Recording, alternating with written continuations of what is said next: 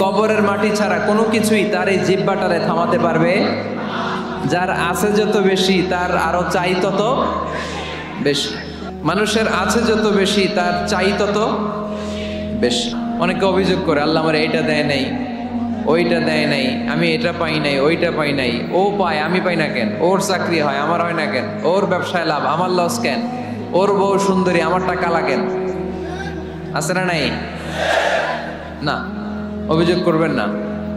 আপনি যে অবস্থানে থেকে অখুশি, আপনি যেই অবস্থানে থেকে আল্লাহর কাছে অভিযোগ করতেছেন, আপনার এই অবস্থানে আসার জন্য অনেকে আল্লাহর কাছে দোয়া করতেছে, ঠিক কিনা? কিন্তু আপনি এই অবস্থানে খুশি না। অনেকে এই অবস্থানে আসতে চায়, তাদের স্বপ্ন যে তারা একদিন আপনার স্থানে আসবে, কিন্তু আপনি আপনার জায়গায় থেকে খুশি না। এজন্য উনজুর ইলা মান হুয়া আসফালা মিনকা, তোমার চেয়ে যে খারাপ অবস্থায় আছে তার দিকে তাকাও, তাহলে তোমার মনের দুঃখ ঘুচিয়ে দিবে কে? আপনার চেয়ে যে খারাপ অবস্থানে আছে তার দিকে দেখেন কি অবস্থা। আপনি এইটা চান, ওইটা চান, কত কিছু লাগবে আপনার। হসপিটালে যে দেখেন ক্যান্সারে আক্রান্ত রোগীদের কি অবস্থা দেখেন। ক্যান্সার যার নেই কোনো অ্যান্সার, বাঁচবে না সে। ওরে যে জিজ্ঞেস করেন, ভাই আমি তো বাড়ি চাই, গাড়ি চাই, আমার অনেক অভিযোগ, আমি এটা চাই, ওটা চাই, তুমি কি চাও? ক্যান্সার আক্রান্ত রোগীটা বলবে, আমি কিচ্ছু চাই না, আমি খালি বাঁচতে চাই। ক্যান্সার আক্রান্ত রোগীটা কি চায়? শুধু কি চায়? বাঁচতে চায়। আর আমাদের অনেক কিছু লাগবে। এজন্য বেঁচে যে আছি এই জন্যই আলহামদুলিল্লাহ। শ্বাস প্রশ্বাস যে নিতে পারতেছি, বেঁচে আছি, অনেক দিয়েছে প্রভু, আর কিছু লাগবে না, আলহামদুলিল্লাহ পড়েন। চাওয়ার কোনো শেষ নাই, আছে? লাউ আন্না লিকুল্লি ইবনি আদম ওয়াদিয়ান মিন যাহাব আহাব্বা আইয়াকুনা লাহু ওয়াদিয়ান ওয়া লা ইয়ামলা ফাহু ইল্লা তুরাব।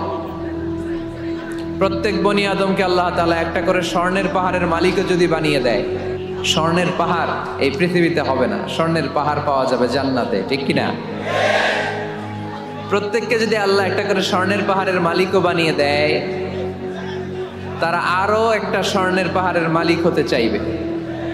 আচ্ছা বুঝে শুনে উত্তর দেন তো, আল্লাহ যদি আমাকে একটা স্বর্ণের পাহাড়ের মালিক বানিয়ে দেয়, আমার 14 পুরুষ এই পাহাড়, স্বর্ণের পাহাড় কেটে কেটে ভেঙে ভেঙে বিক্রি করে খেয়েও এই পাহাড়ের অর্ধেকও কি শেষ করতে পারবো? তাহলে আরেকটা লাগবে কেন? স্বভাব, ঠিক কিনা? স্বভাব। আল্লাহর হাবিব বললেন এটা স্বভাব। ওয়ালা ইয়ামলা ফাহু ইল্লা তুরাব, কবরের মাটি ছাড়া কোনো কিছুই তার এই জিহ্বাটারে থামাতে পারবে। যার আছে যত বেশি তার আরো চাই তত বেশি। মানুষের আছে যত বেশি তার চাই তত বেশি। শেখ সাদি রহিমাহুল্লাহ, ইরানের বিখ্যাত কবি, বালাগাল উলা বিকামালিহি কাশাফাদ দুজা বিজামালিহি, এই কবিতা লিখে বিখ্যাত হয়েছিলেন। তো ওনার একটা সময় আর্থিক দৈন্যতা যাচ্ছিল, টাকা পয়সা ছিল না, ফলে পায়ে দেওয়ার মতো জুতা ছিল না। কি ছিল না? জুতা ছিল না। তো খুব আফসোস করে একদিন মনে মনে আল্লাহরে বলে, আল্লাহ আমি এত বড় কবি, আমার পায়ে দেওয়ার মতো জুতা নাই। আহা, আফসোস করে ঘর থেকে বের হয়েছে। বের হয়ে দেখে এক ভিক্ষুক ভিক্ষা করে, ওই ভিক্ষুকের 2টা পাই নাই। ভিক্ষুকের 2টা, আর কবি সাহেবের কি নাই? জুতা নাই। কবি সাহেব যখন এই দৃশ্য দেখছে, হায় রে আমার তো পা আছে, এর তো পাই নাই, সেজদায় পড়ে গেল। আর আল্লাহরে বলে, আল্লাহ শুকর আলহামদুলিল্লাহ, বেশ ভালো আছি, আর কিছু লাগবে না। এজন্য শান্তি হচ্ছে শুকর আলহামদুলিল্লাহর ভিতরে। শান্তি কিসের ভিতরে? শুকর আলহামদুলিল্লাহর ভিতরে। এজন্য আওয়াজ করে পড়েন আলহামদুলিল্লাহ। আপনার চাহিদার কোনোদিন শেষ হবে না। দেখবেন যার পা নাই, সে পা দেখে আফসোস করে, ইস লোকটা হেঁটে যায়, কি সুন্দর যায়, আমি তো হাঁটতে পারি না, যদি হাঁটতে পারতাম, যদি 2টা পা থাকতো। যার পা আছে সে সাইকেলওয়ালাদেরকে দেখে আফসোস করে, ইস আমার যদি একটা সাইকেল থাকতো তাহলে তার হাঁটা লাগতো না, সাইকেল দিয়ে বাজারে যেতাম। যার সাইকেল আছে সে আবার হুন্ডাওয়ালাদেরকে দেখে আফসোস করে, ইস একটা হুন্ডা যদি থাকতো তাহলে তো ভোঁ ভোঁ করা যাইতো না। হুন্ডাওয়ালার আফসোস আছে প্রাইভেট কারওয়ালাদের দেখে, তারা আফসোস করে, ইস আমার যদি একটা কার থাকতো তাহলে তো কার চালাইতে পারতাম। যাদের প্রাইভেট কার এদেরও আফসোস আছে, ইস আমার যদি একটা হেলিকপ্টার যদি থাকতো তাহলে তো উড়াল মারতে পারতাম, ঠিক কিনা? হেলিকপ্টার ওয়ালাদেরও আফসোস আছে। আমার যদি একটা জেট প্লেন থাকতো, jet plane, private jet plane, ও প্রিন্স ওয়ালিদ বিন তালালের মতো 70% মেড অফ গোল্ড, তার একটা জেট প্লেন আছে, এটার 70% স্বর্ণ দিয়ে বানানো। তার মানে চাওয়ার কোনো শেষ আছে? নাই। সুখ শান্তি যদি চান অলওয়েজ পড়বেন আলহামদুলিল্লাহ। কি পড়বেন? টাকা যার বেশি টেনশন তার বেশি। সাধারণত টাকা যার বেশি রোগ তার বেশি, টাকা যার বেশি শান্তি তার কম। আপনি খোঁজ নিয়ে দেখেন, 1000 কোটি টাকার মালিক, ঘরে শান্তি নাই, স্ত্রীর সাথে মনোমালিন্য, স্ত্রী যায় একদিকে, উনি যায় আরেকদিকে, পোলায় কই যায় পোলায় নিজেও জানে না, মেয়ের অবস্থা খারাপ, আরেক ছেলের সাথে হাঁটে। তো এই হচ্ছে এদের লাইফস্টাইল। সবাই না, আল্লাহওয়ালা যারা তারা ভিন্ন। রাতে এদের ঘুম হয় না, অনেকগুলো ঘুমের ট্যাবলেট খেয়ে ঘুমাতে হয়, ঘুম আসে না। কিতাবুন আনজালনাহু ইলাইকা লিতুখরিজান নাসা মিনাজ যুলুমাতি ইলান নূর। নবী হে, এই কিতাবকে আমি নাজিল করেছি অন্ধকারাচ্ছন্ন মানুষগুলোকে আলোর পথ দেখাতে, বামপন্থী গুলারে ডানপন্থী বানাতে, জাহান্নামী গুলারে জান্নাতি বানাতে। এই কিতাব যদি কেউ পড়ে সে মানুষের মতো মানুষ হয়। ওই মানুষ কখনো অন্যায় করে না। এই কিতাব যে পড়ে এবং মানে, এই কিতাবের শিক্ষাকে যে নিজের মধ্যে ধারণ করে, সে কখনো মিথ্যা বলে না, মা বাবার সাথে বেয়াদবি করে না। ওই আলোকিত মানুষটা কখনো টেন্ডারবাজি করে না, চাঁদাবাজি করে না, দুর্নীতিতে চ্যাম্পিয়ন হয় না, ক্যাসিনো ব্যবসায় নামে না। এই কোরআন যারা বুকে ধারণ করে এরা কোনোদিন পেঁয়াজের দাম বাড়ায় না। জোরে বলেন ঠিক কিনা? এরা কখনো তাদের কোনো কাজে জনমানুষের ক্ষতি করে না। এরা সব সময় কল্যাণের পক্ষে, এরা মানবতার পক্ষে। এরাই হচ্ছে আলোকিত মানুষ, ঠিক কিনা? মানুষ হওয়া পৃথিবীতে বড় কঠিন। খালি চোখে যা দেখেন এগুলো মানুষ না, এগুলো জনসংখ্যা। এগুলো কি? এজন্য বলা হয় বাড়ছে জনসংখ্যা, কমছে মানুষ। বাড়তেছে কি, কমতেছে কি? মানুষ। গরুর পেট থেকে বেরোলেই ওটা গরু হয়ে যায়, ছাগলের পেট থেকে বেরোলেই ওইটা ছাগল হয়ে যায়, মুরগির পেট থেকে বেরোলেই ওইটা মুরগি। কিন্তু মানুষের পেট থেকে বেরোলেই ওটা মানুষ হয় না, ওটার মানুষ বানাইতে হয়, তাই না? আবার গরুকে কেউ কোনোদিন বলে না এই তুই গরুর মতো গরু হ। ছাগলরে কেউ কোনোদিন বলছে এই তুই ছাগলের মতো ছাগল হ। কিন্তু মানুষকে বলা হয় তুমি মানুষের মতো মানুষ হও। কোরআন পড়লে মানুষের মতো মানুষ হওয়া যায়, ঠিক কিনা? এই দুনিয়া এখন তো আর সেই দুনিয়া নাই, মানুষ নামের মানুষ আছে দুনিয়া বোঝাই, সেই মানুষের ভিড়ে আমার আসল মানুষ নাই, ঠিক কিনা? আসল মানুষের বড় অভাব, মানুষের মতো মানুষ খুঁজে পাওয়া দুষ্কর। এই কোরআন এসেছে আমাদেরকে মানুষের মতো মানুষ বানাতে। কোরআন পড়া যেমনি সওয়াবের, কোরআন শোনাও তেমনি সওয়াবের, ঠিক কিনা? কোরআন শুনলে রহমত নাজিল করে কে? ওয়াইদা কুরিআল কুরআনু ফাসতামিউ লাহু ওয়া আনসিতু লাআল্লাকুম তুরহামুন। যখন কোরআনের তেলাওয়াত করা হয় মনোযোগ দিয়ে শোনো, তোমাদের উপর রহমত নাজিল করবে কে? ফাবিআইয়ি আলাই রাব্বিকুমা তুকাযযিবান। আল্লাহ বলেছেন এই মানব জাতি আর জিন জাতি আমার কোন নিয়ামতকে তুই অস্বীকার করবি বল। ওয়া ইন তাউদ্দু নি'মাতাল্লাহি লা তুহসুহা ইন্নাল ইনসানা লাযালুমুন কাফার। যদি আমার নিয়ামতগুলো গুনতে শুরু করে দাও, গুনতে গুনতে তোমার জীবন শেষ হয়ে যাবে, হায়াত ফুরিয়ে যাবে। আমি আল্লাহর নিয়ামত গুনে কশিন কালেও তোমরা শেষ করতে পারবে না। সাগরের জল যদি কালি হয়ে যায়, গাছের পাতা যদি খাতা হয়ে যায়, সাগরের জল নামক কালি দিয়ে গাছের পাতা নামক খাতার উপরে যদি আল্লাহর প্রশংসা লিখতে শুরু করে দেন, আল্লাহ বলে গাছের পাতাও ফুরিয়ে যাবে, সাগরের জলও ফুরিয়ে যাবে, কিন্তু আমার প্রশংসা করে তোমরা শেষ করতে পারবে না। এজন্য আল্লাহর প্রশংসা করতে হবে বেশি বেশি নাকি কম কম? কম কম না বেশি বেশি? ফাবিআইয়ি আলাই রাব্বিকুমা তুকাযযিবান। আমার কোন নিয়ামতকে তোরা অস্বীকার করবি বল। O mankind and jinkind, which of my mercy and blessings you wanna deny? আমার কোন নিয়ামতকে অস্বীকার করবি? অস্বীকার করার সুযোগ আছে? নাই। আল্লাহর হাবিব সাল্লাল্লাহু আলাইহি ওয়াসাল্লাম এই সূরাটাকে বড্ড পছন্দ করতেন। সাহাবাদেরকে একবার তিনি এই সূরাটা তেলাওয়াত করে শোনালেন। সাহাবারা চুপচাপ, ঠিক যেমন এখন আপনারা চুপচাপ। আল্লাহর হাবিব বললেন, ও সাহাবারা, তোমরা তো এই সূরা শুনে চুপ করে বসে আছো, কিন্তু তায়েফের ময়দানে জিনদের কাছে এই সূরাটা আমি তেলাওয়াত করেছিলাম, তারা কিন্তু চুপচাপ বসে থাকে নাই। যতবার আমি ফাবিআইকি আলা'i রাব্বিকুমা তুকাযযিবান পড়েছি, এই আয়াতের বিপরীতে তারা উত্তর দিয়েছে, কারণ এই আয়াতটা একটা প্রশ্ন। It's a question from your Lord to mankind and jinnkind. এটা আল্লাহর পক্ষ থেকে মানব জাতি এবং জিন জাতির কাছে রেখে দেওয়া একটা প্রশ্ন। ফাবিআইকি আলা'i রাব্বিকুমা তুকাযযিবান, আমার কোন নিয়ামতকে অস্বীকার করবি তুই? আল্লাহর কোন নিয়ামত অস্বীকার করার কোনো ক্ষমতা আমাদের আছে? নাই, অসম্ভব। এজন্য এটা একটা প্রশ্ন। আল্লাহর হাবিব বললেন, ও আমার প্রাণের সাহাবারা, তোমাদের সামনে যখন সূরা আর-রহমান তেলাওয়াত করলাম তোমরা চুপচাপ, কিন্তু তায়েফের ময়দানে যখন জিনদের কাছে তেলাওয়াত করেছি তখন তারা চুপচাপ থাকে নাই। যতবার আমি ফাবিআইয়ি আলা'i রাব্বিকুমা তুকাযযিবান তেলাওয়াত করেছি, প্রত্যেকটা আয়াত শেষে এই প্রশ্নের উত্তর তারা দিয়েছে। সুবহানাল্লাহ পড়ুন।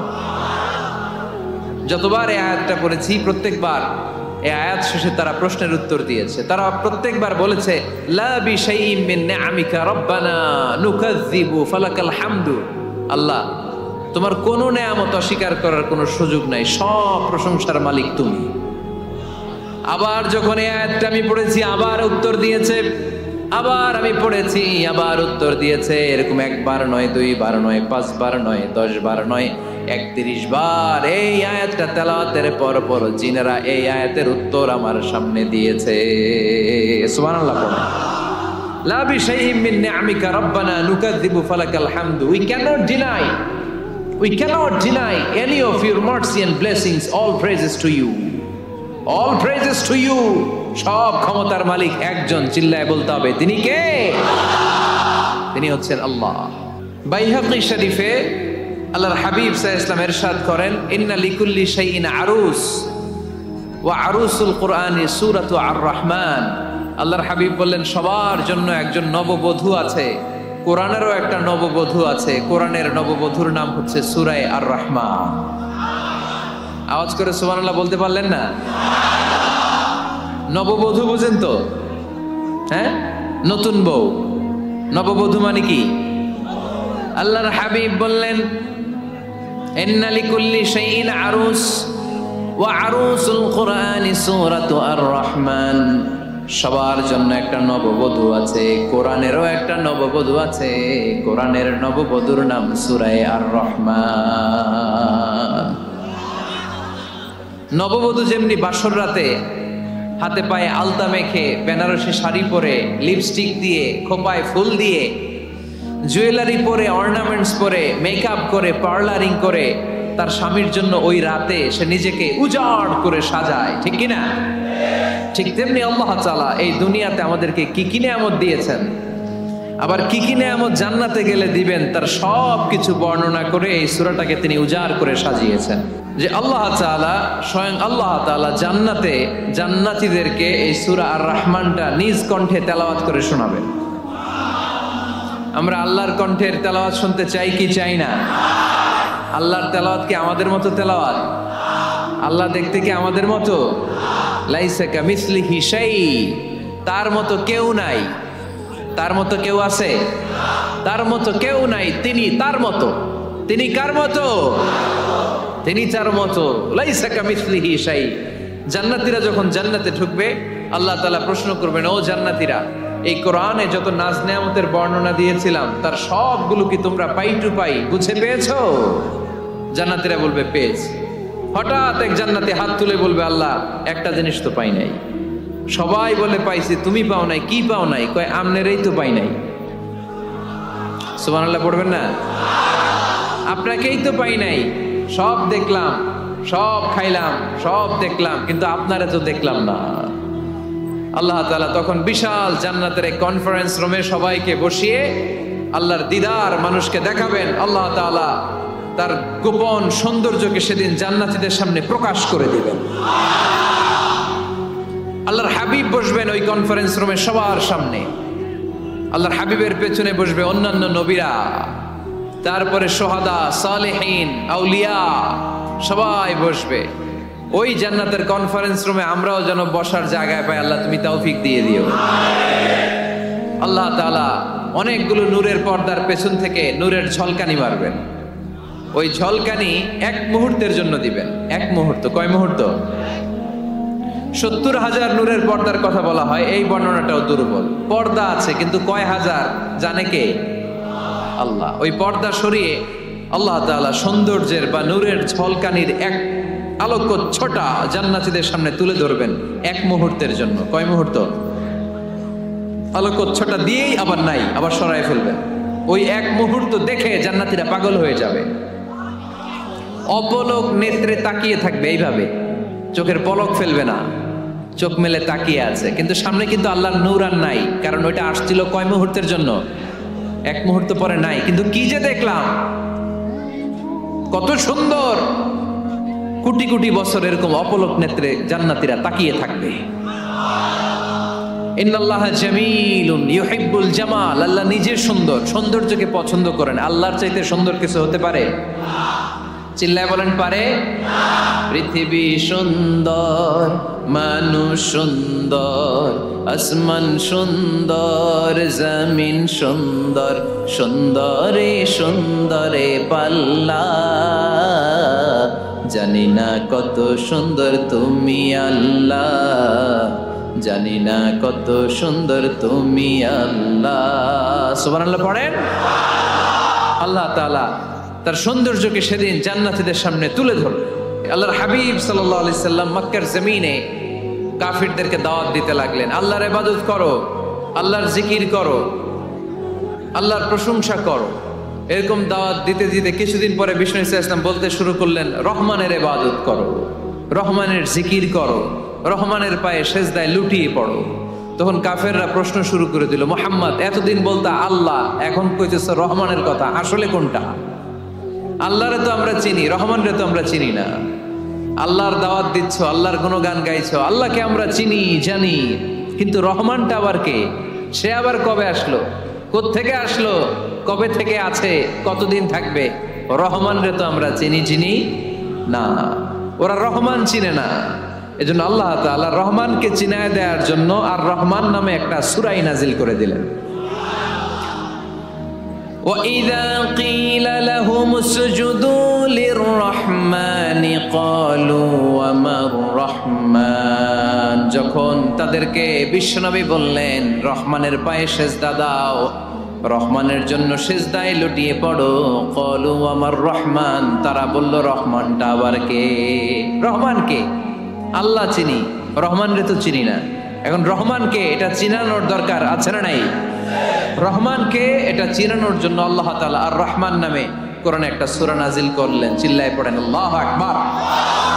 কাফেরদেরকে জানানোর জন্য রব্বুল আলামিন সূরাত আর রহমান নাজিল করলেন আর বললেন, আর রহমান আল্লামাল কুরআন খলাকাল ইনসান আল্লামাহুল বায়ান। দয়াময় রহমান শেখালেন কোরআন, বানালেন ইনসান, শেখালেন বায়ান। দয়াময় রহমান শেখালেন কোরআন, বানালেন ইনসান, শেখালেন বায়ান। দয়াময় রহমান শেখালেন কোরআন, বানালেন ইনসান, শেখালেন বায়ান।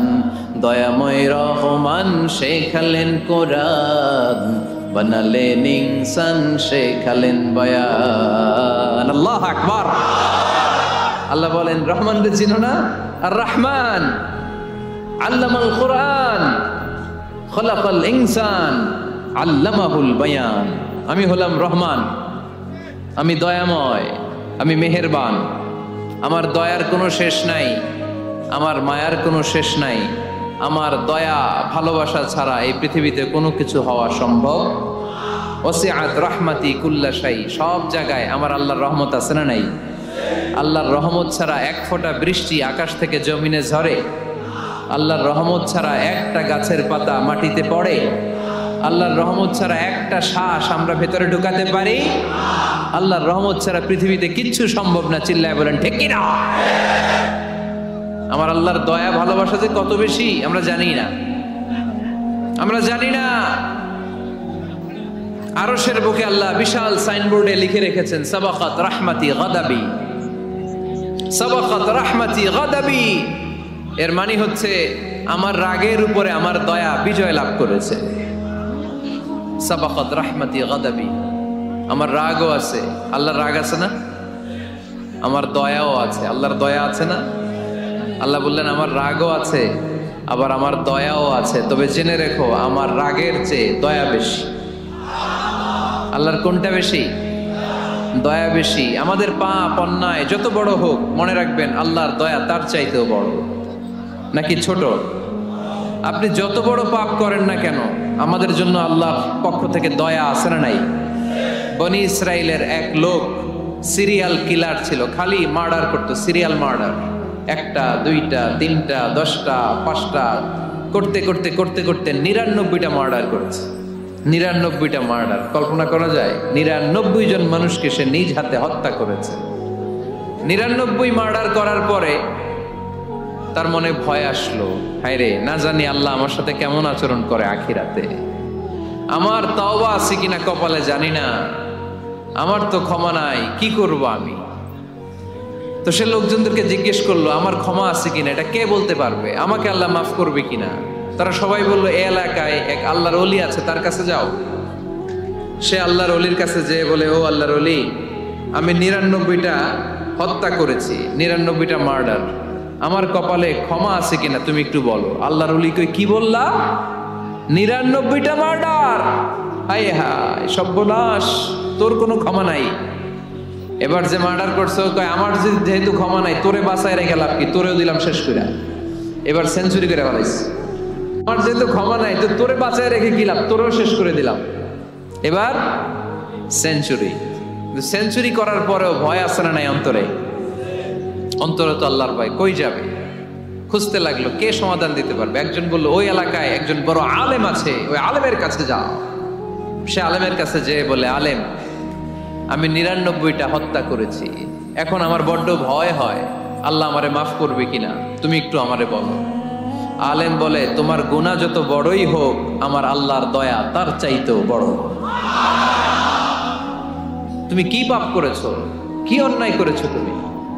তুমি জানো না আমার রব কত মেহেরবান, তিনি কত দয়ালু, তিনি ভালোবাসার আধার, তিনি করুণার আধার। তোমার পাপ অন্যায় যদি হয় খালের পানির সমান, বিলের পানির সমান, আমার আল্লাহর দয়া সাগরের পানির সমান। তোমার পাপ আর অন্যায় যদি হয় পাহাড়ের সমান, আমার আল্লাহর ভালোবাসার দয়া হচ্ছে আকাশের সমান। তুমি যদি তওবার মতো তওবা করতে পারো, ক্ষমার মতো ক্ষমা চাইতে পারো, চোখের পানি ছেড়ে, চোখের পানির বড় দাম, চোখের পানির মধ্যে বিশাল কারিশমা, এটা আল্লাহ খুব পছন্দ করে। 2 ফোঁটা পানি আল্লাহ পছন্দ করে। এক, জেহাদের ময়দানে শহীদের গা বেয়ে ঝরে পড়া রক্তের ফোঁটা। 2 হচ্ছে অনুতপ্ত বান্দার চোখের পানির ফোঁটা। বান্দা যখন অনুতপ্ত হয়ে চোখের পানি ছেড়ে কাঁদে, তার চোখের পানি চোখ বেয়ে নাকের ডগা বেয়ে মাটিতে পড়ার আগেই ওই অনুতপ্ত বান্দার সব গুনাহ আল্লাহ মাফ করে দেয়। সে জিজ্ঞেস করলো আমার ক্ষমা আছে কিনা? আলেম বলে আছে, ক্ষমা আছে। তওবার মতো তওবা করো, তাওবাতান নাসুহা, তওবার মতো তওবা করলে আল্লাহ ঠিকই মাফ করবে। সে এতটাই অনুতপ্ত হলো, এতটাই, সে আল্লাহর কাছে ক্ষমা চাইতে শুরু করলো। আলেম পরামর্শ দিল, তুমি যে এলাকায় থাকো এলাকাটা ভালো না, এলাকাটা ছাড়ো, এখানে সব ডাকাতদের এলাকা, তুমি একটা ভালো এলাকায় যাও, ওখানে যে তওবা করে ভালো মানুষ হয়ে যাও। সে নিয়ত করে কাপড় চোপড় গুছিয়ে ভালো এলাকায় যাবে, ঘর থেকে বেরোয়ার সাথে সাথেই মালাকুল মাউত চলে আসছে, তার রুহু কবজ করে ফেলছে। এখন রুহুকে নিয়ে যাবে, ফাজাত মালাইকাতুর রাহমা ওয়া মালাইকাতুল আযাব, রহমতের ফেরেশতারাও আসছে, আযাবের ফেরেশতারাও আসছে। রহমতের ফেরেশতারা বলে, না না, সে তওবার নিয়ত করেছে, যদিও তওবা করতে পারে নাই, যদিও ভালো এলাকায় যেতে পারে নাই, তওবার নিয়ত করেছে, অনুতপ্ত হয়েছে, ক্ষমা চাওয়ার চিন্তা করেছে। আমরা তার রূহ নিয়ে ইল্লিনে রেখে দেব। আযাবের ফেরেশতারা বলে, না না, ৯৯টা হত্যা করার পরে আরো একটা হত্যা করে সেঞ্চুরি করেছে, এখনো তো ভালোভাবে তওবা করতে পারে নাই, তার রূহটা নিয়ে আমরা সিজ্জিনের ভেতরে ঢুকায়ে দেব। দুই দল ফেরেশতার মারামারি, এ বলে আমরা নিব, এ বলে আমরা নিব। ঝগড়া আছে না নাই? আল্লাহ বললেন, রাখো রাখো, ঝগড়ার দরকার নেই। এক কাজ করো, যেখানে মারা গিয়েছে ওইখান থেকে ফিতা দিয়ে মাপতে শুরু করো। ভালো এলাকাটা যদি কাছে হয় জান্নাতের ফেরেশতারা নেবে, খারাপ এলাকা যদি কাছে হয় জাহান্নামের ফেরেশতারা নেবে। খারাপ এলাকা তো একেবারেই কাছে, ঘর থেকে বের হওয়ার সাথে সাথে মৃত্যু হয়েছে। আর ভালো এলাকা তো অনেক দূর। আল্লাহ জামিনটারে আদেশ দিলেন, জামিন, এই অনুতপ্ত বান্দার জন্য তুই ভালো এলাকাটা কাছে চলে আয়। ভালো এলাকাটার জামিনটা তুই সংকুচিত হয়ে যা।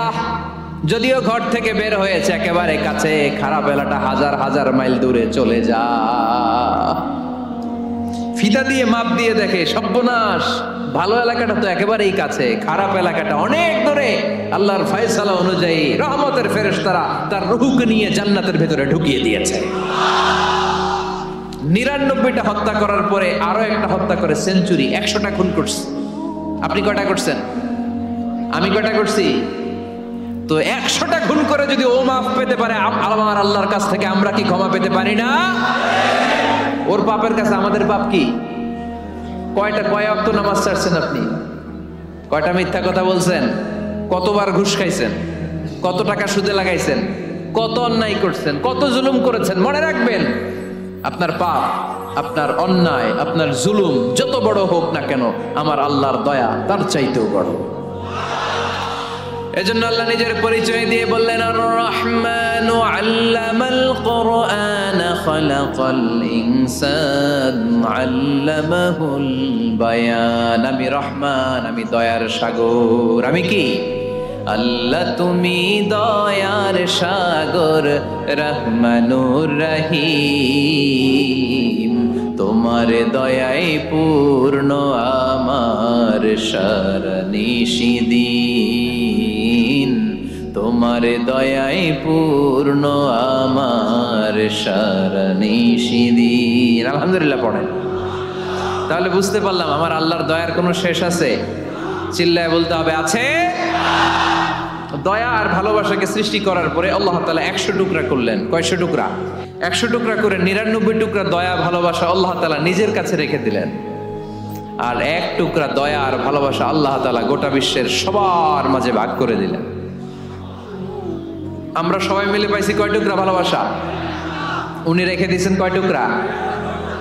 ওই এক টুকরার কিছু অংশ আমিও তো পাইছি, তাই না?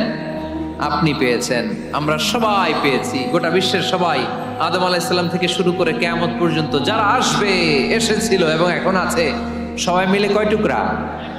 ওনার কাছে কয় টুকরা? কিন্তু এই এক টুকরা যে আমরা সবাই ভাগে যোগে পাইলাম, আমাদের ভালোবাসার নমুনা দেখছেন? একজন আর একজনের ভালোবেসে বলে আত্মহত্যা করে ফেলে, আছে না নাই? আছে না? সালমান শাহ মারা গেছে, এই দেশের কয়েকটা মেয়ে গলায় রশি দিয়ে আত্মহত্যা করছে, শুনছেন? অমুক সেলিব্রিটির কি হয়েছে, ছাদ থেকে লাফ দিয়ে পরে মাথা ফাটায় ফেলছে। ভালোবাসা আছে না নাই? যারে ভালোবাসে তার নাম আবার ছেলেরা হাতের মধ্যে কেটে কেটে লেখে। শরীয়তপুরে এগুলো নাই, আলহামদুলিল্লাহ। হ্যাঁ, প্লাস দিয়ে লেখে, প্লাস। ধরেন আব্দুল্লাহ প্লাস শামিমা, তো এ প্লাস এস, রক্ত দিয়ে লেখে, রক্ত। আমি অবাক হই, নিডল, সুই, সুই দিয়ে কেটে কেটে লেখে আব্দুল্লাহর এ প্লাস শামিমার এস। কি ভালোবাসা! এক ভাগ ভালোবাসার ছিটে ফোটা সবাই মিলে পাইছে। এইটা ঠেলা যদি এরকম হয়, তাহলে যিনি ৯৯ ভাগ ভালোবাসা রেখে দিয়েছে তার ভালোবাসা বেশি না কম? দেখেন, ছোট্ট বাচ্চাটা রাতে খেতে চায় না, মা যদি বলে খাও, বলে না, খাবো না। আব্বু অফিস থেকে আসুক, আব্বুর কোলে বসে বসে আব্বু আর আমি একসাথে খাবো। এই ছোট্ট বাচ্চাটা কিছু বোঝে না, কিন্তু তারপরও তার বাবার জন্য ভালোবাসা তার হৃদয়ে ঢুকাই দিছে কে? আপনাদের এলাকায় মুরগি পালেন না আপনারা? মুরগি যখন বাচ্চা নিয়ে হাঁটে, দেখবেন মুরগি ছানা ধরা যায় না। ধরতে গেলে মা মুরগিটা কি করে? কামড় দিতে আসে। এই ছোট্ট বাচ্চাগুলোর জন্য মা মুরগিটার হৃদয়ের ভিতরে ভালোবাসা ঢুকাই দিল কে? আহা, আমি পত্রিকাতে এমনও দেখেছি, বন্যায় এক মা পানি খেতে খেতে মরে গিয়েছে, কিন্তু শিশুটাকে একটা বালতির মধ্যে চাপিয়ে মাথায় তুলে ধরে রেখেছে। মা পানি খেতে নিজের জীবনকে বিলিয়ে দিয়েছে, কিন্তু বাচ্চাটা মরে নাই। বাচ্চার জন্য কি ভালোবাসা! এই ছোট্ট বাচ্চার জন্য মায়ের হৃদয়ে জান স্যাক্রিফাইসের মতো এই ভালোবাসা ঢুকাই দিল কে? রাসূল আমার ভালোবাসা, রাসূল আমার আলো আশা, রাসূল আমার প্রেম বিরহের মূল আলোচনা, রাসূল আমার কাজে কর্মের অনুপ্রেরণা। চিল্লায় পড়েন আল্লাহু আকবার। আমাদের ভালোবাসার কোনো কমতি আছে? 24 ঘন্টা আমাদের ভালোবাসা আছে না নাই? 365 দিন আমাদের ভালোবাসা আছে না নাই? এই জন্য আলাদা করে আমাদের কোনো দিন লাগে না, বিশ্ব ভালোবাসা দিবস দরকার হয় না। যারা মাকে দেখতে পারে না, বাবারে দেখতে পারে না, এরা একদিনের জন্য মা বাবাকে উইশ করতে যায়, আর নাম দিছে বিশ্ব মা দিবস। ওদের তো মা বাবার প্রতি দয়া নাই, শ্রদ্ধা নাই, ভালোবাসা নাই, এজন্য ঘটা করে ওদের দিবস পালন করা লাগে। আমাদের 24 ঘন্টা 365 দিনই ভালোবাসা, তাই এই দিবস ফিবসের আমাদের দরকার নাই। চিল্লায় বলেন ঠিক কিনা? জন্মের পর থেকেই তো আমাদের ভালোবাসা, মৃত্যু পর্যন্ত ভালোবাসা, আমৃত্যু ভালোবাসা। এই জন্য বিশ্ব ভালোবাসা দিবস, এটা ইসলাম কখনো সাপোর্ট করে না। ভালোবাসার কেন্দ্রবিন্দু একজন, চিল্লায় বলতে হবে তিনি কে? 100 টুকরা করে আমাদেরকে দিয়েছেন কয় টুকরা? উনি রেখেছেন কয় টুকরা? দেখেন, এক টুকরার ঠেলায় বিশ্ব ভালোবাসা দিবস আমরা পালন করি। ভালোবাসার গান, ভালোবাসার নাটক, ভালোবাসার ফিল্ম, ভালোবাসার কবিতা, অভাব নাই। কত ভালোবাসার স্টোরি আপনারা জানেন, এত ভালোবাসা। কিন্তু সবাই মিলে ভালোবাসার এক অংশ আমরা ভাগে যোগে পেয়েছি। এক অংশের নমুনা যদি এমন হয়, 99 টুকরা ভালোবাসা যিনি রেখে দিয়েছেন নিজের মধ্যে, তার ভালোবাসা বেশি না কম? চিল্লায় বলেন বেশি না কম? এজন্য আমরা আল্লাহর ভালোবাসার ভিখারি, আমরা আল্লাহ তাআলার রহমতের ভিখারি। আল্লাহর রহমত ছাড়া কেউ কোনোদিন জান্নাতে যেতে পারবে কোনোদিন নিজের আমল নিয়ে বড়াই করবেন না। আপনারা কি ভাবেন যে আপনার আমল দিয়ে আপনি জান্নাতে যাবেন? নাই। আল্লাহর হাবিব বললেন, আল্লাহর রহমত ছাড়া, ভালোবাসা ছাড়া কেউ কোনোদিন জান্নাতে ঢুকতে পারবে। আম্মা জান আয়েশা বললেন, ইয়া রাসূলুল্লাহ আপনিও না? আল্লাহর হাবিব বললেন, না আমিও না, তবে আল্লাহর রহমত আর দয়া সেদিন আমাকে ঘিরে রাখবে। মান নুকিশা উযিবা, যার হিসাব আল্লাহ সেদিন চাইবেন সে ধরা খেয়ে যাবে। সব সময় আল্লাহর কাছে এই দোয়াটা যেন আমরা করি, আল্লাহ কিয়ামতের দিন তুমি আমার হিসাব নিও না, আল্লাহ তুমি আমার বিচার বসিও না, আল্লাহ তুমি দয়া করে আমারে মাফ করে দিও। আল্লাহ যার বিচার করবেন ও জাহান্নামে যাবে, আর যার বিচার করবেন না সে জান্নাতে যাবে। আল্লাহ যদি বিচার করে আর পাই টু পাই হিসাব নেয়, নামাজ পড়লি না কেন, রোজা রাখলি না কেন, মিথ্যা বললি কেন, খাদ্যে ভেজাল দিলি কেন, মাছে ফরমালিন দিলি কেন, যৌতুক খাইলি কেন, ঘুষ খাইলি কেন, উল্টাপাল্টা করলি কেন, জিনা করলি কেন, একটার পর একটা প্রশ্ন বানে যদি সেই ভয়ঙ্কর দিনে আল্লাহ আমাদেরকে জর্জরিত করে, আমাদের কোনো উত্তর আছে? সেদিন আমাদের বাঁচার কোনো উপায় আছে? তাই আমরা সবাই আল্লাহর কাছে দোয়া করবো, আল্লাহ কোনো বিচার টিচার মানি না, কোনো বিচার করতে পারবা না, দয়া করবা। কথা কয় না? কি করবে? এবার আওয়াজ করে বলেন, বিচার চান না দয়া চান? রোজ হাসরে আল্লাহ আমার করোনা বিচার, আল্লাহ করোনা বিচার, পড়েন আমিন। রোজ হাসরে আল্লাহ আমার করোনা বিচার, আল্লাহ করোনা বিচার, বিচার চাহি না তব দয়া চাহে এ গুনাহগার, আল্লাহ করোনা বিচার, পড়েন আমিন। তিনি যদি দয়া করেন তবেই আমরা জান্নাতে যেতে পারবো, ঠিক কিনা? এজন্য আল্লাহ বললেন, আর রহমানু আল্লামাল কুরআন খালাকাল ইনসান আল্লামাহুল বায়ান। আমি হলাম রহমান। কাফেররা বলে রহমানকে জানি না, রহমানকে চিনি না, আল্লাহ বলে রহমান রে চিনে নাও, আমার নাম রহমান, আমি দয়ালু, আমি মেহেরবান। ঠিক কিনা? এজন্য প্রতিদিন সূরা ফাতিহায় দ্বিতীয় আয়াতটা আমরা কি পড়ি? আর রহমান আর রাহিম। ঠিক কিনা? তিনি দয়ার সাগর, তিনি মায়ার সাগর। আমরা বললাম আল্লাহ ঠিক আছে, আমরা বুঝেছি আপনি দয়ার সাগর, আর আপনি কি করেন? দ্বিতীয় আয়াতে আল্লাহ বললেন আল্লামাল কোরআন, আমি কোরআন শিক্ষা দেই। শুধু দয়ার সাগর হয়ে আমি আল্লাহ বসে থাকি নাই, তোমাদের হেদায়েতের জন্য আমি কোরআন নাজিল করে দিয়েছি। আল্লামাল কোরআন, আমি কোরআন শিক্ষা দেই। আমাদেরকে কোরআন শিখিয়েছে কে?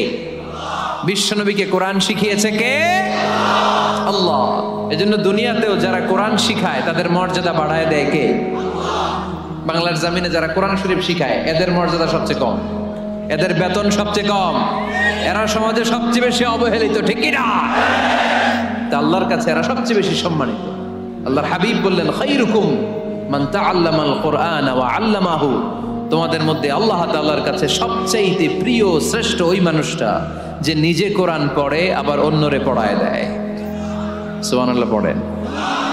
আপনি যদি কাউরে শুধু সূরা ফাতিহাটা শিখান, কোন সূরা? সূরা ফাতিহাটা যদি শিখায় দেন, সে যতদিন সূরা ফাতিহা তেলাওয়াত করবে ওই তার তেলাওয়াতের একটা পার্সেন্টেজ সওয়াব আপনার আমলনামায় আছে না নাই? সে যদি আবার আরেকজনের শিখায়, ওই লোক যদি আবার আরেকজনের শিখায় দেয়, এরকম যতজনকে তারা শিখাবে প্রত্যেকের তেলাওয়াতের একটা পার্সেন্টেজ সওয়াব আপনার আমলনামায় ঢুকায় দিবে কে? এজন্য কোরআন নিজেও শিখবো, অন্যকেও শেখাবো। রাজি আছেন তো?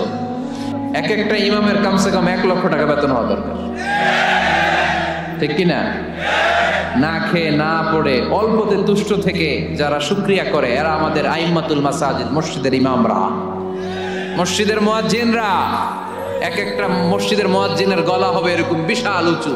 কিয়ামতের ময়দানে সবাই আমরা এর দিকে তাকায় থাকবো, কিরে ভাই তোর গলা উঁচু কেন? সে বলবে আমার এই গলা দিয়ে প্রতিদিন 5 বার আমি আজান দিয়েছি।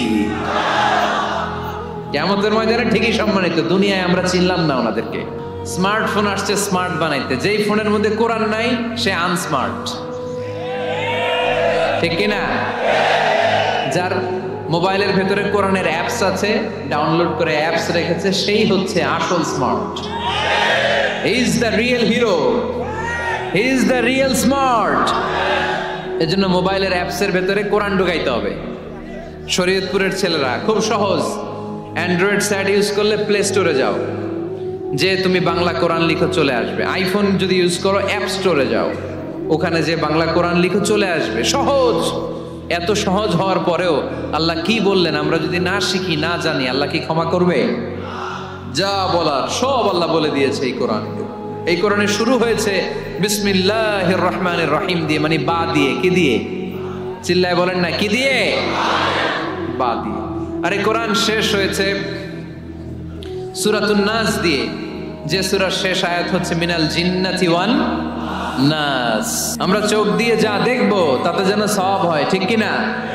যেন কানে শুনি সদা তোমার কালাম, হে খোদা চোখে যেন দেখি শুধু কোরআনের আয়াত, শোনো আমার মুনাজাত, শোনো শোনো ইয়া ইলাহি আমার মুনাজাত, শোনো আমার মুনাজাত। পড়েন আমিন।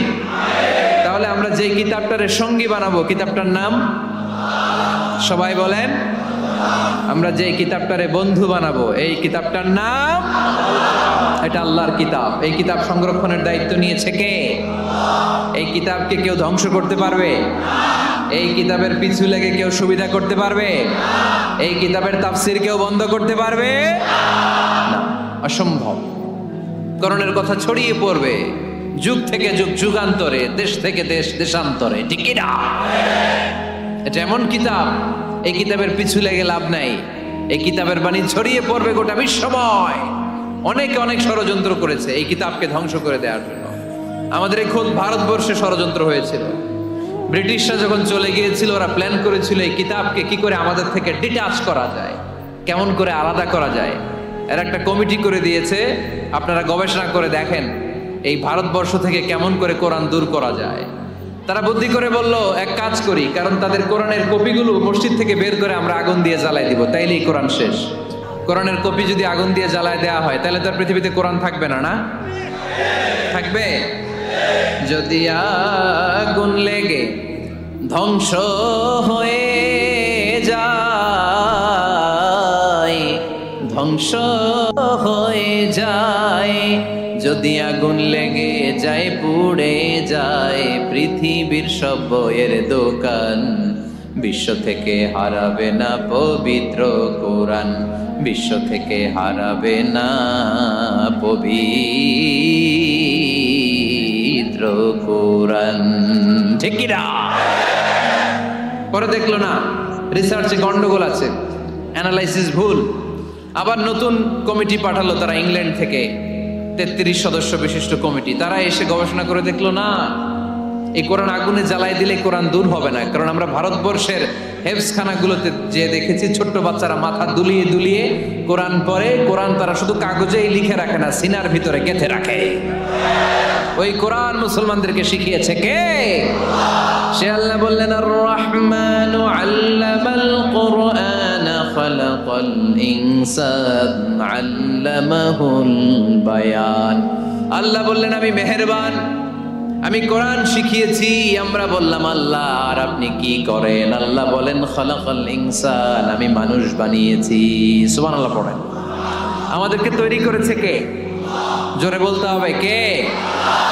মানব সৃষ্টির 3টা পদ্ধতি কোরআনে পাওয়া যায়। পদ্ধতি নাম্বার 1, বাবাও নাই মাও নাই। এই পদ্ধতিতে আল্লাহ কাকে বানাইছে বলেন? আদম আর হাওয়া আলাইহিস সালাম, এদের বাবা মা ছিল। 2 নম্বর পদ্ধতি হচ্ছে মা আছে কিন্তু বাবা নাই। এই পদ্ধতিতে আল্লাহ কাকে বানালেন? কি নাম? ঈসা আলাইহিস সালাম। 3 নম্বর পদ্ধতি হচ্ছে মাও আছে বাবাও আছে। এই পদ্ধতিতে আল্লাহ কাদেরকে বানিয়েছেন? আমাদেরকে বানিয়েছেন। তাহলে পদ্ধতি কয়টা? 3টা। আদম আলাইহিস সালামকে বানানোর পদ্ধতিও 3টা। প্রথমে আল্লাহ 3 লাজিব এঁটেল মাটি নিলেন, তারপর নিলেন হামাইম মাসনুন কাদামাটি, তারপরে এটারে বানালেন ঠনঠনে শুকনো মাটি। সাইয়েদনা আদম আলাইহিস সালামের অবয়ব তৈরি করলেন 60 হাত লম্বা করে। সাইয়েদনা আদম আলাইহিস সালামকে যখন আল্লাহ বানিয়েছেন কয় হাত লম্বা? সহিহ বুখারীর বর্ণনা, লাম্মা খালাকাল্লাহু আদামা ওয়া কানা তুলুহু 60 যিরাআন। আল্লাহ তাআলা যখন আদম আলাইহিস সালামকে বানালেন 60 হাত বা 60 গজ লম্বা করে বানালেন। আপনারাও যারা জান্নাতে যাবেন 60 হাত লম্বা হয়ে জান্নাতে ঢুকবেন। কয় হাত লম্বা? সুবহানাল্লাহ পড়বেন না? আদম আলাইহিস সালামকে বানালেন। আবার মায়ের পেটে যে আমরা বড় হলাম, এখানেও আমাদের 3টা ক্যাটাগরি, 3টা ধাপে তিনি আমাদেরকে বানালেন। মায়ের পেটে 9 মাস কি করছিলেন মনে আছে আপনাদের? শরীয়তপুরের ভাইরা মনে নেই? কেন? হ্যাঁ, আমাদের কারোরই মনে নাই, ঠিক কিনা? এই 6 মাস 8 মাস কই যে ছিলাম, কোথায় ছিলাম আমরা মনে করতে পারি না। স্মৃতির পাতা হাতড়িয়ে যত পিছনে যাই আর বলতে থাকি। মনে আছে ছোটবেলার কথা? মনে নাই? আমরা সবাই কিন্তু এত বড় ছিলাম না ভাই, ছোট্ট ছিলাম, ছোট্ট। মায়ের জরায়ুর দেয়ালের মধ্যে লেপ্টে ছিলাম। নুতফা, আলাকা, মুদগা, sperm drop, blood clot and the little flesh. ছোট্ট নাপাক পানি ছিলাম। ওইটারে আল্লাহ বড় করতে আরম্ভ করলেন। বড় করতে করতে রক্তপিণ্ড বানালেন। রক্তপিণ্ড থেকে আল্লাহ গোশতপিণ্ড বানালেন। আমরা প্রত্যেকে এরকম একটা গোশতের টুকরা ছিলাম। এটার ভিতরে আল্লাহ কঙ্কাল ঢুকালেন, আমার স্কেলিটন, আমার কঙ্কালটা, আমার অবয়বটা ঢুকালেন। তারপরে আবার গোশত দিয়ে প্যাকেট করলেন, তার উপরে আবার চামড়ার প্যাকেট পড়ায় দিলেন। পড়েন সুবহানাল্লাহ। এরপরে 9 মাস পরে এই পৃথিবীর বুকে স্মুথলি আমাকে আসার সুযোগ দিলেন কে? একথাই আল্লাহ সূরা আল মুমিনুনে বললেন, ওয়ালাকাদ খালাকনাল ইনসানা মিন সুলালাতিন মিন তিন সুম্মা জাআলনাহু নুতফাতান ফি ক্বারারিন মাকিন ثم خلقنا النطفة علقة فخلقنا العلقة مضغة فخلقنا المضغة عظاما فكسونا العظام لحما ثم أنشأناه خلقا آخر فتبارك الله أحسن الخالقين পড়েন আল্লাহু আকবার। দেখেন দুনিয়ার কেউ কিন্তু আমার খোঁজ নিতে পারে নাই, ভিতরে যে পারছে ওই গোপন জায়গায় একজন আমার রিজিক দিত। তিনি কে? আমার নাভির সাথে আমার মায়ের জরায়ুর একটা কানেকশন ছিল। ওই একটা লাইন দিয়ে আমাদের সবাইকে আল্লাহ খাবারের ব্যবস্থা করেছেন, পানির ব্যবস্থা করেছেন, বাতাসের ব্যবস্থা করেছেন। দুনিয়ায় আসার সাথে সাথে দুনিয়ার মানুষরা ওই খাবারের লাইনটা কেটে দেয়, ঠিক কিনা? শরীয়তপুরে বোধহয় রেখে দেয়। কি করে? এটা দেখবেন সিজার করার পরে বাচ্চাদেরকে বের করে কেচি দিয়ে যারা সিজার করে ডাক্তাররা কি করে? কেটে দেয়। বাচ্চার পা ধরে মাথাটা নিচু করে নিতম্বের মধ্যে থাপ্পড় মারে কয়েকটা, তারপরে বাচ্চা ওয়া ওয়া করে কেঁদে ওঠে, ঠিক কিনা? আমরা আমাদের কানে শুনি ওয়া ওয়া, আসলে সে আল্লাহর কাছে কেঁদে কেঁদে ফরিয়াদ জানায়, বলে আল্লাহ 9 মাস 10 মাস মায়ের পেটের ভেতরে ছিলাম, কেউ তো খোঁজ খবর নিল না, তুমিই তো আমার এই নাভির সাথে মায়ের জরায়ুর একটা লাইন দিয়ে ওই এক লাইনে খাবার, এক লাইনে পানি, এক লাইনে বাতাস ঢুকিয়েছো। 9টা মাস এই খাবারের লাইন আমার ঠিকঠাক ছিল, আমার টেনশন ছিল না। দুনিয়ার বুকে আসার সাথে সাথেই এদের সাথে আমার কি শত্রুতা আমি জানি না, আসার সাথে সাথে আমার খাবারের লাইনটা কেটে দিস। আল্লাহ একটা মাত্র খাবারের লাইন ছিল, মানুষগুলো কেটে দিল। আমি এখন কি খাবো? আমি এখন যাব কই? আল্লাহ বলে কাঁদিস না, 8 মাস যেমনি খাওয়াইছি এখনো খাওয়াবো। সুবহানাল্লাহ পড়েন। খাবারের একটা লাইন ছিল, কেটে দিয়েছে। ওই একটার বিপরীতে তোর মায়ের বুকের ভেতরে এখন খাবারের 2টা লাইনের ব্যবস্থা করে দিলাম। খালাকাল ইনসান, তিনি মানুষ বানিয়েছেন, মানুষের যা দরকার তার ব্যবস্থাও করে দিয়েছেন। চিল্লায় বলেন ঠিক কি না? এজন্য আল্লাহ বললেন আর রহমানু আল্লামাল কুরআন খালাকাল ইনসানা আল্লামাহুল বায়ান। আমি মেহেরবান, আমি তোমাদের কোরআন শিখিয়েছি, আমি মানুষ তৈরি করেছি, আমি তোমাদেরকে ভাষা শিক্ষা দিয়েছি। সুবহানাল্লাহ পড়েন। আল্লামাহুল বায়ান, আমি তোমাদেরকে বয়ান শিখিয়েছি। এই যে আমরা বয়ান করি, আমাদের যে ভাষা, এই ভাষা কার দান? আমাদের বাংলা ভাষা কার দান? পৃথিবীতে অনেক ভাষা আছে, একটা ভাষার প্রকাশভঙ্গির সাথে আরেকটার মিল নাই, একটার প্রকাশভঙ্গির সাথে আরেকটার মিল নাই। চাইনিজরা চাইনিজ ভাষায় কথা বললে ইংরেজরা কিচ্ছু বুঝে না, ইংরেজরা বললে আরবরা বুঝে না, আরবরা বললে মালায়রা বুঝে না, মারায়রা বললে আফ্রিকানরা বুঝে না। সুবহানাল্লাহ পড়েন। আমি অনেক দিন দেশের বাইরে থাকি, 10 বছরেরও বেশি আমি পড়াশোনা করি, এখনো পিএইচডি করি। তো মিশরে যখন আমি পড়াশোনা করতাম তখন দেখতাম এক এক ভাষায় এক একজন কথা বলে। আমরা বাঙালিরা যদি কোনো কথা বলে হাসাহাসি করি, হেসে হেসে আমরা কুটি কুটি হয়ে যাচ্ছি, মরে যাচ্ছি, কিন্তু ওরা হাসে না, বিদেশিরা, ওরা বোঝে নাই তো।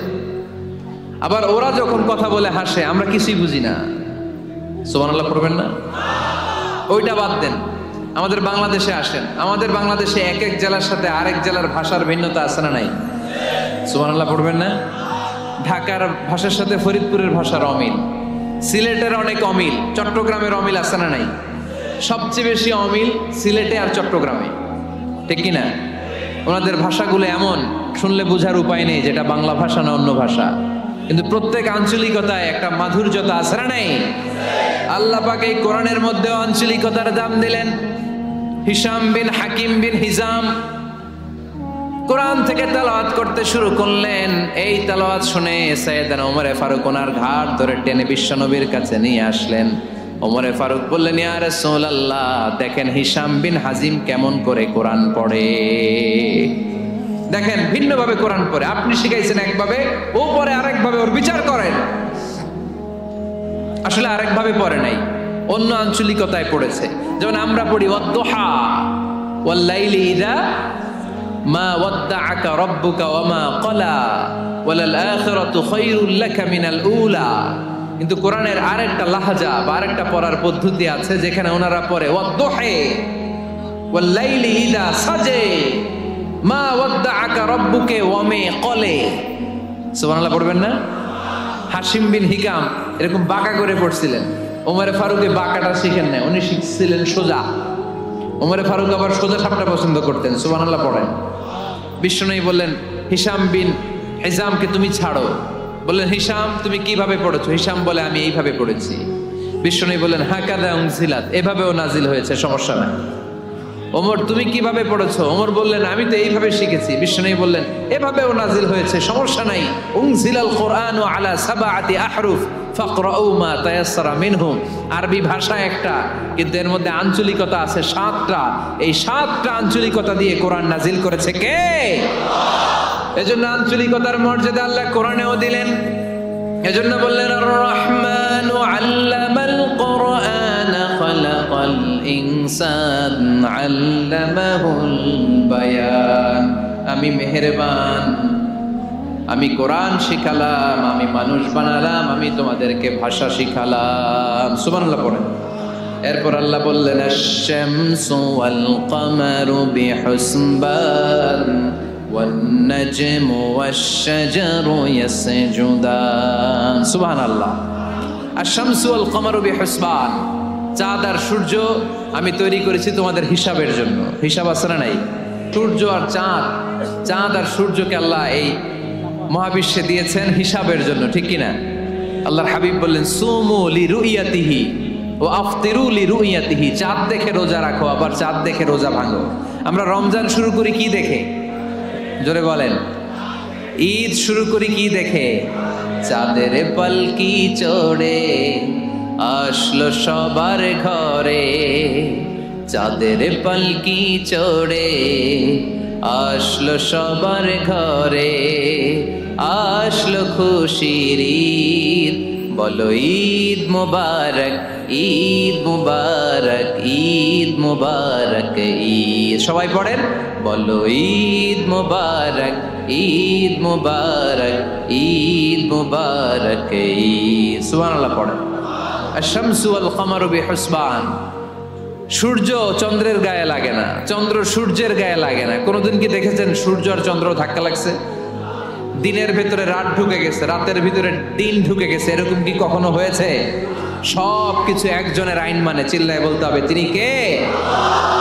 এরপরে আল্লাহ বললেন ওয়ান নাজমু ওয়াশ-শাজারু ইয়াসজুদান। আকাশের তারকারাজি আর বৃক্ষমালা একজনকে সিজদা করে, তিনি কে? আকাশের তারাগুলো আল্লাহরে সিজদা করে, কিন্তু আমরা আল্লাহরে সিজদা করতে চাই না। গাছগুলো আল্লাহর জিকির করে, কিন্তু আমরা জিকির করতে চাই না, ঠিক কি না? অস্ট্রেলিয়ার সিডনি শহরে একটা জঙ্গল আছে। ওই জঙ্গলে একটা গাছ আছে, গাছ। ওই গাছটা টু দ্য ডাইরেকশন অফ কিবলা, কিবলামুখী হয়ে মানুষের মতো রুকু করে আছে একটা গাছ। সুবহানাল্লাহ কইতে পারলেন না? ক্যালেন্ডারে দেখা যায়, পত্রিকায় দেখা যায়, গাছ রুকু করে আছে। আমরা রুকু করি না, আমরা সিজদা করি না।